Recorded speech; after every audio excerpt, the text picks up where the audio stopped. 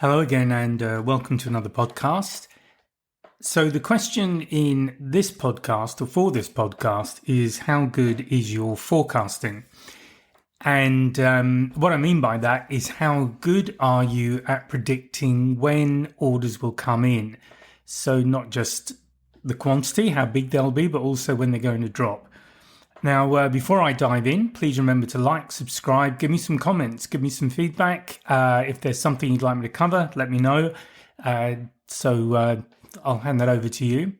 So forecasting is really important from a business perspective because it gives you an insight into obviously when orders are likely to happen, how big they are, what they will entail. So all of these things impact cash flow, obviously. It may mean that if you are, let's say, an importer and you're importing and selling equipment from somebody overseas, you may also need to think about buying foreign currency if you have to pay in pound sterling, for example, the equipment that you're buying. So if you have an accountant or if you have somebody looking after foreign exchange purchases, it's really important to know when you might have to make big foreign exchange purchases to cover something that you're importing. Obviously, as I've said, it impacts cash flow. It may impact resources because depending on what you're selling, you may have somebody else who has to go and install the equipment or set up a system or do whatever it is. So, or if you're selling something like cars, you may need to place an order on either the manufacturer or you might need to pull a car from the available stock in country, all that kind of thing. So forecasting is quite an important skill. And I know from both having to forecast when I was a salesperson and then having to do it as a sales manager when I was having to interpret other people's forecasts, it does develop into quite a skill. So if you are in a situation where you're managing people, one of the first things you will notice is that certain people tend to be quite optimistic about when orders are coming in, and other people tend to be quite pessimistic about when orders are coming in. So it really is important to know which way to bias the information you're given based on who is giving you the information. So that's the first thing about forecasting. Now, if you're doing it for yourself, then obviously it is important. And if you are doing it as a business owner, if this is your own business, then it is really important to certainly understand or be able to read individual clients or individual prospects, I guess, until they place the order, but also to have a feel for how the buying cycle, how the business cycles work in your industry throughout the year. So what I mean by that is that it may be possible that every month you would expect to do the same amount. So you've got a pretty level buying pattern through the year. The time of year doesn't change it. That could be, say, food related, something like that. But even then, there's likely to be variations based on availability of food. Is certain food consumed more at certain times of year? I've also spoken about this in the sales planning side. So this is another aspect of it. So do your clients tend to spend more at certain times of year? If you are running a gym, for example, do you find you get a lot of people joining up just after Christmas in the new year and then they gradually tail off? Maybe there's a rush when the summer months are approaching. People decide to get their sort of beach bodies sorted out. So this is an important part of understanding your business, understanding how cyclical, how seasonal the purchasing patterns are. And that's kind of at let's call it a strategic level. So that's the big picture. Then getting down lower at more of a tactical level. How can you read individual clients? So a lot of this will come down to qualification, which is one of the key things that I talk about. And to me, it really is one of the most important things to get right, because once you understand how to qualify your clients, your avatars. Let's keep that term in the mix as well. But once you know how to qualify them, then you will get most of the information you need in order to forecast when that business is likely to come in. So the key question is understanding when they intend to buy. Now, that may not be when they do buy for all sorts of reasons. It may be they buy later, maybe money isn't available, maybe something else comes up, and the money that was planned to be used to purchase your solution has to go somewhere else. On the other hand, it may be that they do have a need that is fairly urgent and perhaps more urgent than they realize. And of course, you can then create incentives for them. So I talk about closing techniques certainly in the online training course. There's a free webinar, which you should be able to find. Well, jump onto my website. You'll find it there, www.salescraft.training. And there's a free 1-hour webinar that you can just jump onto. There's no giving emails or any of that kind of stuff. And I'll talk through 3 really important aspects of selling. So qualification is absolutely vital. You need to know, do they have a real problem? Is the first one. Secondly, are they a good match for what you can provide? And then thirdly, are they in a position to buy? And what is the urgency? What is the fact that they're talking to you may well indicate that there's a level of urgency, but it may not be straight away. So, for example, I've just gone through a process of getting international moving quotes because I'm going to be making an international move in the next few months, but I don't know when exactly, but I need to budget for it. So you could be dealing with people like that. So anybody I've been talking to who's starting to budget that business that I'm going to give them, they can quantify it roughly because I've given them a rough idea of what I'm going to ship. But the kind of process they would go through is once I've decided to go with them, they would come and do a survey of my home and work out exactly how much volume I've got or they've got to ship, how much I'm shipping to where I'm going, and then do a costing on that. And then, of course, in terms of delivery, because I'd like to see this stuff again fairly soon, they will need to be able to give me some idea of when it might ship. Now, they may not know because if I'm not shipping a full shipping container, which I can assure you I'm definitely not, they then have to work out how they're going to get that on board a ship to head off somewhere else. So that's just an idea, to give an idea, I guess, of a real-world example of a sales process. So I've spoken about those before. But obviously, whoever's doing that needs to quantify me and actually stick me in their forecast for business somewhere.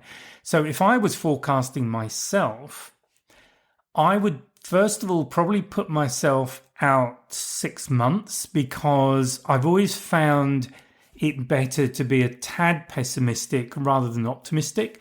So I would rather bring certainly a smaller order. I'm happy to let that forecast it late and bring it forward than go the other way. Obviously, if it's a situation where it's a large order, and I've done this with government projects particularly, where we're talking about significant amount of foreign currency being purchased, then it really is important to tie that down as much as possible.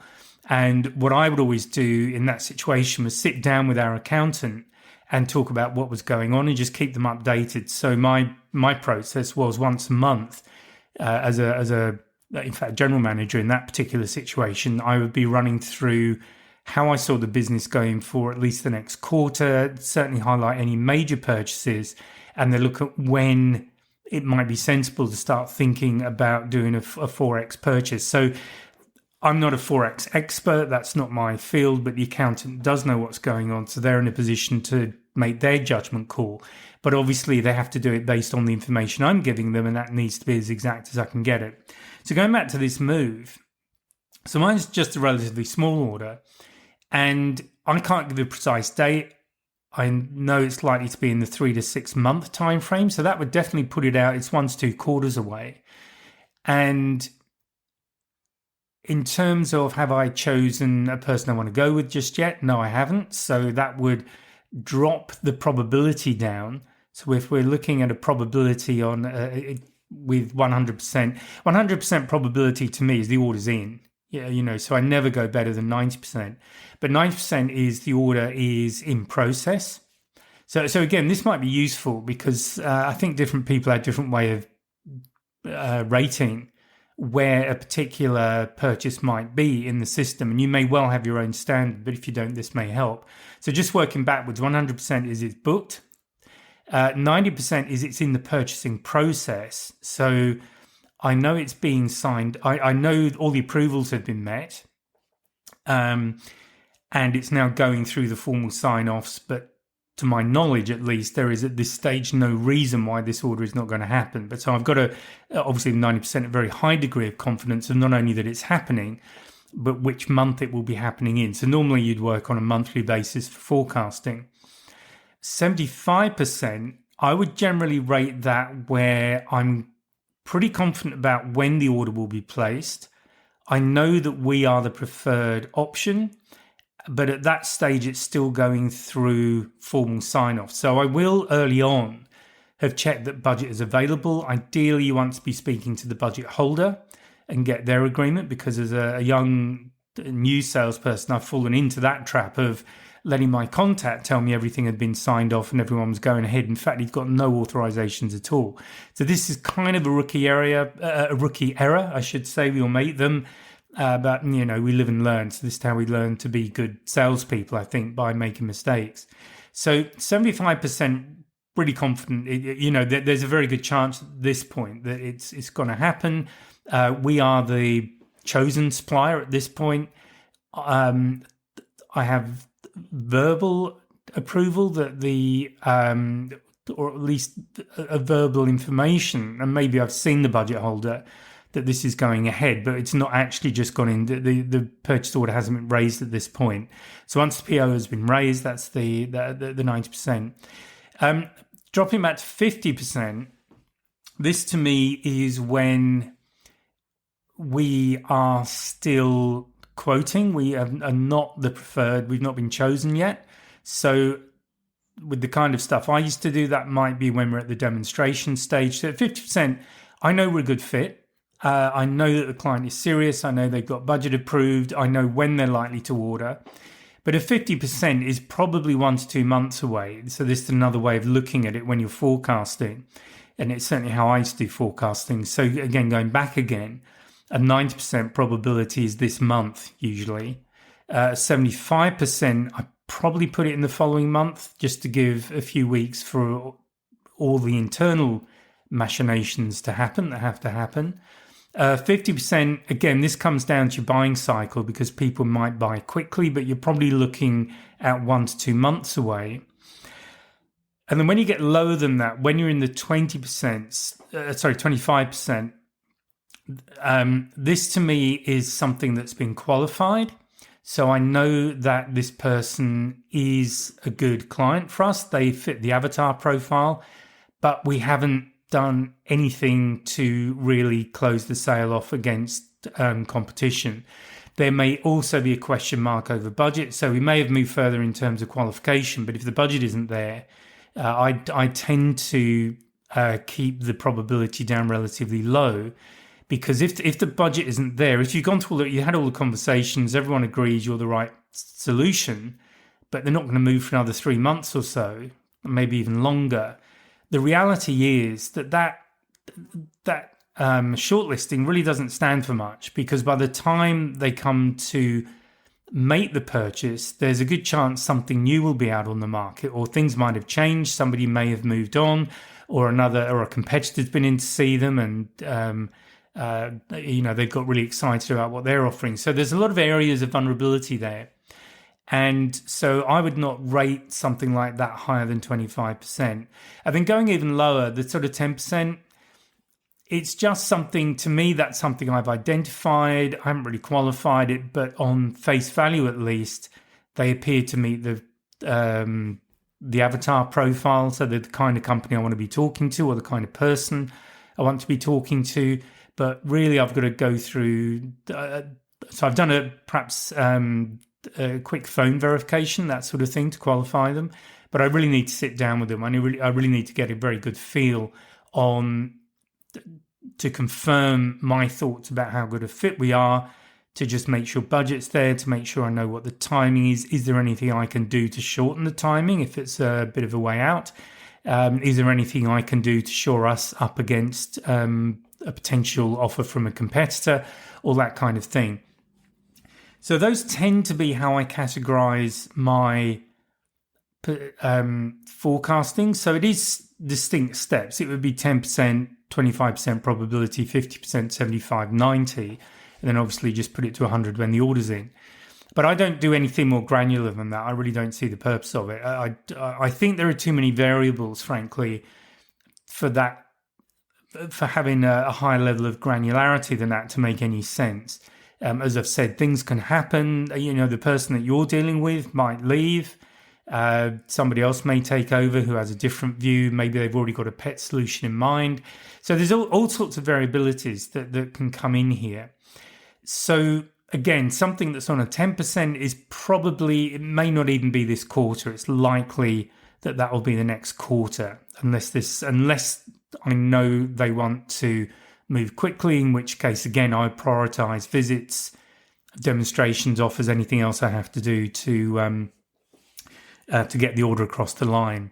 So that really is, to be perfectly honest, that kind of veered off what I was planning to talk about how good your forecasting is. But you may not have done forecasting before, or you might not be very familiar with it, or you might not have any particular structure in your own forecasting process. So I offer this simply as one way of doing it. There are others. Other people prefer different things, but this is how I like to do it. But I think the important thing is to understand the importance of forecasting. If you have your own business, you're probably a lot more tuned into it because you're over your profit and loss. You know what your overheads are. You know when you need to see money coming in order to keep the business viable, basically. If you are working as a salesperson, it could be that you're not so aware of those other issues and you're not so aware of the importance of good forecasting and how it impacts the business. So I hope that's been a useful discussion for you. As I've said, please like and subscribe. Please send me comments, any feedback, anything you'd like me to cover. And as I've said, please take a look at the website, www.salescraft.training. And particularly have a look at the free webinar. As I've said, it's just there. It's a resource you can make use of. And there are 3 things in there you can apply straight away. So really, you've got nothing to lose but an hour of your time. Okay, that's it from me. I'll speak to you in the next podcast. Bye for now. If you found this podcast useful and hopefully it's got you thinking, please sign up to my mailing list. There's a link in the description where you can just sign up and I'll keep you informed of what's going on. There's also a link to a free 1-hour webinar. It's an on-demand webinar and I'll take you through 3 things you can do right now to improve your sales confidence, and that includes handling objections and closing the sale. So please check out the links and please join the mailing list, and I'll speak to you next time.